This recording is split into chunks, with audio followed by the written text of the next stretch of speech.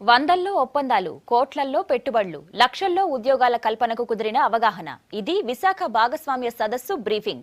3 రోజులు జరిగిన partnership summit grand గా ముగిసింది. చివరి రోజు సదస్సులో గవర్నర్ సహా పలువురు కేంద్ర మంత్రులు పాల్గొన్నారు. పెట్టుబడులకు ఏపీని మించిన అనుకూల ప్రాంతం మరెక్కడా లేదని అన్నారు నేతలు. విశాఖలో 3 రోజుల పాటు జరిగిన పార్ట్నర్షిప్ సమ్మిట్ ముగిసింది. సిఐఐ, ఏపీ సర్కార్ నిర్వహించిన ఈ సమ్మిట్ కు భారీ స్పందన వచ్చింది. దేశ విదేశాలకు చెందిన వందలాది మంది పారిశ్రామికవేత్తలు ఈ సమ్మిట్ కు అటెండ్ అయ్యారు. చివరి రోజు గవర్నర్ నరసింహన్, కేంద్ర మంత్రులు అశోక్ గజపతిరాజు, జేపీ నడ్డా పాల్గొన్నారు.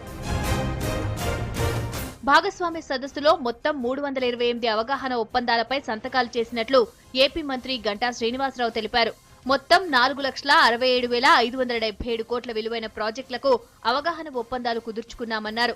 వీటిలో ఇండస్ట్రీ రంగంలో 2,01,277 కోట్ల విలువైన 115 ఒప్పందాలు, అమరావతిలో 13,300 కోట్ల విలువైన 4 ఒప్పందాలు కుదిరినట్లు చెప్పారు. వీటి ద్వారా 10,15,836 మందికి ఉపాధి అవకాశాలు వస్తాయన్నారు గంటా. ఫస్ట్ డే 33 MOUలు, 1,96,457 కోట్ల రూపాయల వర్తు MOUలు. అలాగే దాంట్లో ఎంప్లాయ్మెంట్ చూసుకుంటే 96,488 మెంబర్స్కి ఎంప్లాయ్మెంట్ వచ్చేటట్టుగా ఫస్ట్ డే MOUస్ అయినాయి. రెండో రోజు చూసుకుంటే 249 MOUలు, మొత్తం 1,92,771 కోట్ల రూపాయల వర్తు MOUs. ఎంప్లాయ్మెంట్ తీసుకుంటే ఇది చాలా ఎక్కువ ఫిగర్ వచ్చింది. బాగా 6,24,500 మందికి ఎంప్లాయ్మెంట్కి అవకాశం ఉందన్నమాట. అలాగే ఈరోజు ఫైనల్ డే 50 MOUలని, దాంట్లో 91,650 కోట్ల రూపాయల వర్తు. ఈరోజు ఎంప్లాయ్మెంట్ వచ్చి 2,91,240. ఏపీలో పెట్టుబడులకు ఉన్న అవకాశాలు ఉపయోగించుకుని రాష్ట్రాభివృద్ధికి ఇన్వెస్టర్లు కృషి చేయాలని పిలుపునిచ్చారు గవర్నర్. సమ్మిట్ కు సహకరించిన వారందరికీ కృతజ్ఞతలు తెలిపారు ఏపీ సీఎం చంద్రబాబు. దేశానికి ఎన్ని అడ్వాంటేజెస్ ఉన్నాయో ఏపీకి కూడా అన్ని అడ్వాంటేజెస్ ఉన్నాయన్నారు. సమ్మిట్ ద్వారా సన్ రైజ్ ఆంధ్రప్రదేశ్ ప్రపంచవ్యాప్తంగా మారుమోగనుందన్నారు బాబు.